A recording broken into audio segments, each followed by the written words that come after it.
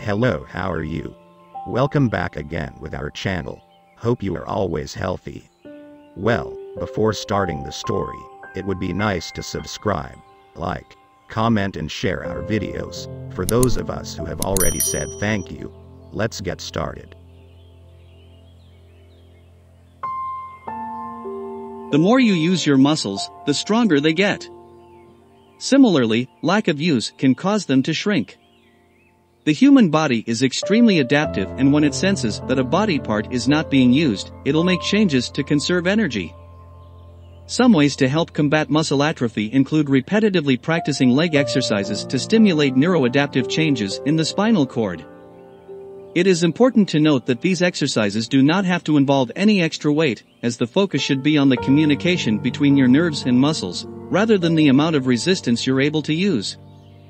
Participation in functional electrical stimulation, which involves placing electrodes on the skin over targeted muscle groups to directly stimulate movement, can also help reduce muscle atrophy.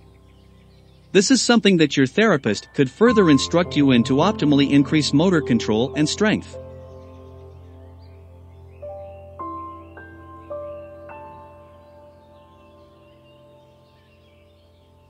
Generally, individuals who are paralyzed from the waist down have a mid to lower thoracic spinal cord injury.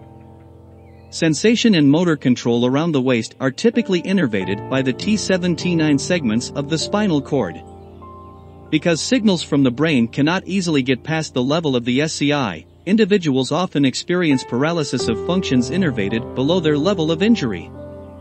The severity of one's spinal cord injury can significantly affect their degree of paralysis.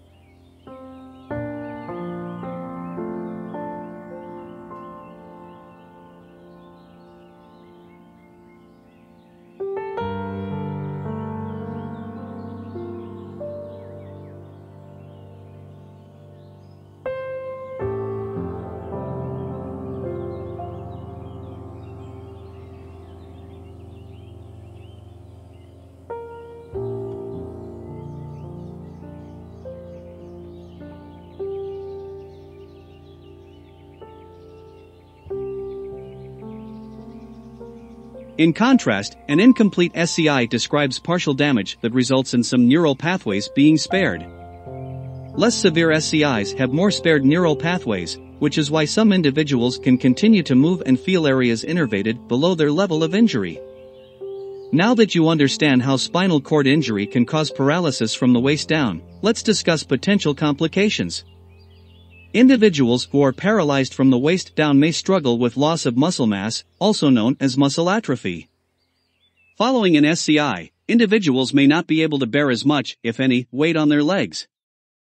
As a result, the muscles tend to shrink from reduced use. The principle "use it or lose it" describes this perfectly. Spinal cord injuries can be complete or incomplete.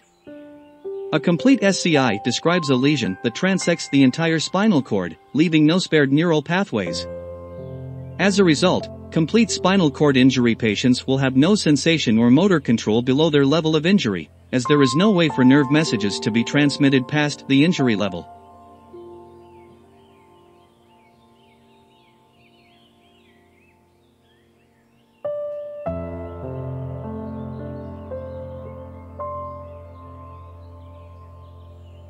C. Engage your core muscles and push through your arms to lift your buttocks off the floor. D. Slide your body toward the wheelchair while maintaining control and stability.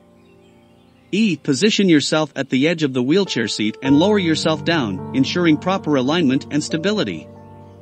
F. Adjust your position in the wheelchair as needed, ensuring comfort and stability. Practice and seek assistance. Initially, it may be helpful to have a caregiver, physical therapist, or trained professional assist you during the practice sessions. They can provide guidance, support, and ensure safety. Remember, this is a general guide, and it's important to consult with healthcare professionals, such as physical therapists or occupational therapists, who can provide personalized instructions based on your specific abilities and needs. They can assess your capabilities, recommend the appropriate techniques, and offer ongoing support throughout your progress.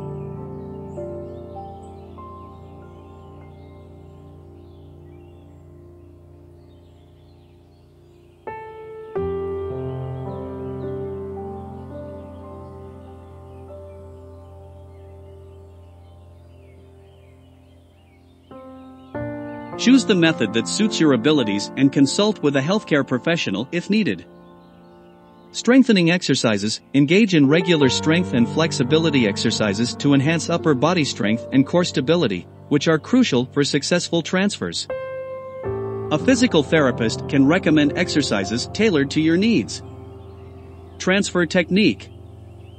Sit on the floor with your legs extended in front of you. Place one hand on the wheelchair seat and the other hand on a stable surface, such as the wheelchair armrest or a nearby object.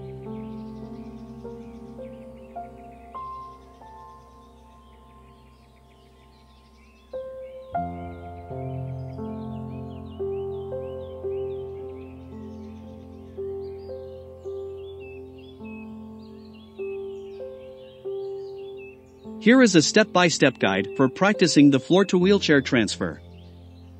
Prepare the environment. Ensure the surrounding area is clear of obstacles and hazards that could impede the transfer process. Place the wheelchair nearby, ideally parallel to the person on the floor. Position the wheelchair. Lock the wheelchair brakes to ensure stability and prevent any movement during the transfer. Use assistive devices. Depending on individual capabilities, you may require assistive devices like a transfer board or a sliding mat. These tools can help bridge the gap between the floor and the wheelchair. Plan the transfer. Determine the most effective technique for your situation.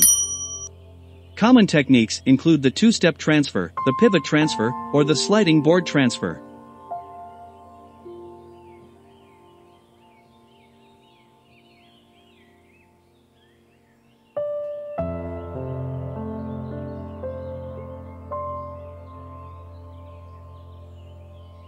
Practicing the transition from the floor to a wheelchair is an important skill for paraplegic women as it enables them to regain independence and mobility.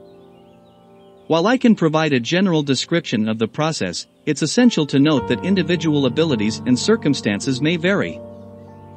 It's always best to consult with a healthcare professional or a physical therapist who can offer personalized guidance and assistance.